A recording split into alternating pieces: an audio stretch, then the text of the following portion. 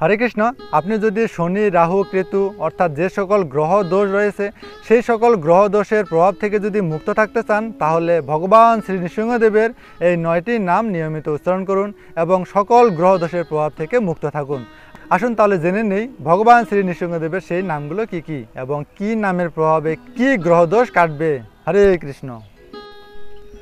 জ্বালা নৃসিংহদেব, এই নামের প্রভাবে মঙ্গল গ্রহের দোষ কাটবে। পাবন নৃসিংহদেব, এই নামের প্রভাবে বুধ গ্রহের দোষ কাটবে। অহবিলা নৃসিংহদেব, এই নাম নিলে বৃহস্পতি গ্রহের দোষ কেটে যাবে। মাললা নৃসিংহদেব, এই নাম নিলে শুক্র গ্রহের দোষ কেটে যাবে। যোগানন্দ নৃসিংহদেব, এই নামের প্রভাবে শনি গ্রহের দোষ কেটে যাবে। ভার্গব নৃসিংহদেব, এই নামের প্রভাবে রবি গ্রহের দোষ কেটে যাবে। করঞ্জন নৃসিংহদেব, এই নাম নিলে চন্দ্র গ্রহের সকল দোষ কেটে যাবে। ছত্রবটা নৃসিংহদেব, এই নামের প্রভাবে কেতু গ্রহের সকল দোষ কেটে যাবে।